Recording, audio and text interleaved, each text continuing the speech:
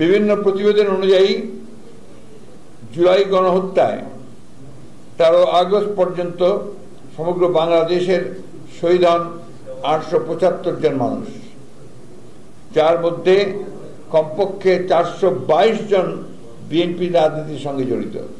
আমি এটা আবার রিপিট করছি, এটা আপনাদের জন্য ইম্পর্টেন্ট, আমাদের জন্য ইম্পর্টেন্ট। গত 13 আগস্ট পর্যন্ত সমগ্র বাংলাদেশে শহীদ হন 875 জন মানুষ, যার মধ্যে কমপক্ষে 422 জন বিএনপি রাজনীতির সঙ্গে জড়িত।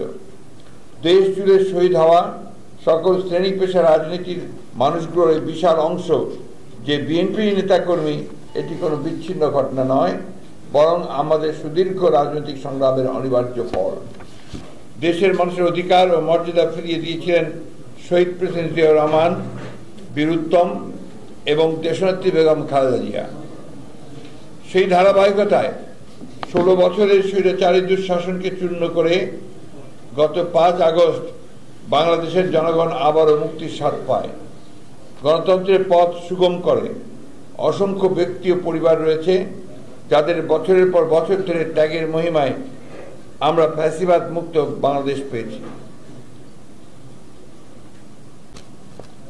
পোশাক শ্রমিক কিংবা রিক্সা চালক, পাবলিক কিংবা প্রাইভেট বিশ্ববিদ্যালয়ের ছাত্র, বাম কিংবা ডান আদর্শের অনুসারী, সকল মত ও পথের রাজনৈতিক কিংবা অরাজনৈতিক ব্যক্তি, হতাহতের পরিচয় যাই হোক না কেন, প্রতিটি প্রাণের মূল্য ও রক্তের মর্যাদা সমান। আর তাই সমান গুরুত্বের সাথেই প্রণয়ন করতে হবে প্রতিটি হত্যাকাণ্ডের তালিকা ও নিশ্চিত করতে হবে সুবিচার।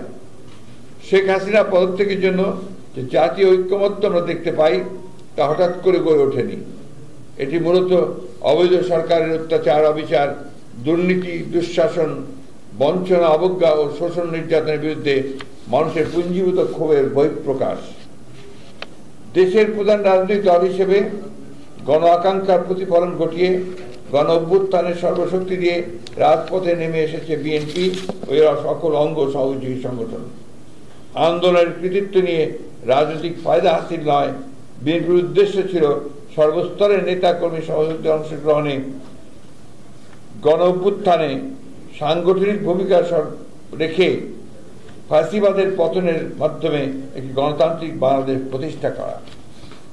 আর তাই বিএনপির যে 60 লক্ষ সদস্যের নামে ফ্যাসিবাদের সময় মিথ্যা মামলা হয়েছে, তার সুবিশাল অংশ সাধারণ মানুষের পাশে থেকে রাষ্ট্রযন্ত্রের ষড়যন্ত্র ও নিপীড়নের বিরুদ্ধে ঢাল হয়ে রুখে দাঁড়ায়।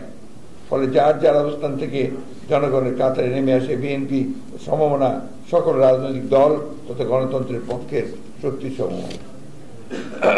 এই প্রসঙ্গে আমি একটু বলতে চাই যে আপনাদের নিশ্চয়ই মনে আছে যে আমরা প্রথম থেকেই এই ফ্যাসিবাদী হাসিনা সরকারের হাত থেকে দেশকে রক্ষা করার জন্য, গণতন্ত্রকে পুনরুদ্ধার করবার জন্য আমরা আন্দোলন করছি। সেই সঙ্গে একটা জাতীয় ঐক্য সৃষ্টি করবার জন্য আমরা বিভিন্ন রাজনৈতিক দলগুলোর সঙ্গে বারবার কথা বলেছি এবং সর্বশেষ আমরা ঐক্য মতে পৌঁছেছি এইভাবে যে আমরা একটা যুগপৎ আন্দোলনের মধ্য দিয়ে এই সরকারের বিরুদ্ধে আমরা আন্দোলন গড়ে তুলব এবং এই সরকারকে গণতন্ত্র দিতে বাধ্য করব।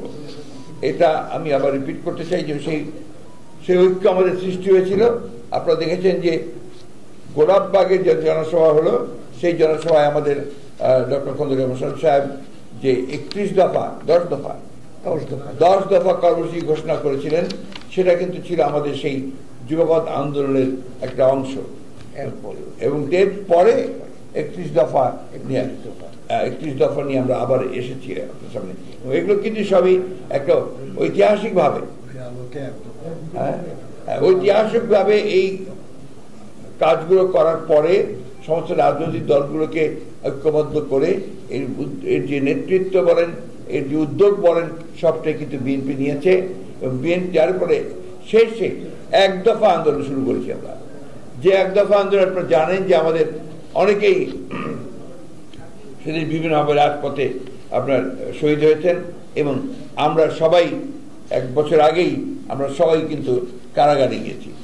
সেই দিন ওই সময় যখন আপনার আন্দোলন শুরু হয়েছে, সেই সময় কিন্তু আমাদেরই প্রায় 13,000-এর ওপর নেতাকর্মী কিন্তু কারাগারে ছিলেন, এবং ওই দিন কারাগারে সবচেয়ে বেশি সংখ্যক বন্দী যারা ছিলেন তারা ছিলেন সমস্ত বিএনপি নেতাকর্মীরা। 5 তারিখে বিএনপির সেই কারাগারের বিরুদ্ধে স্লোগান উঠেছে যে আর সৈনিক এক হও।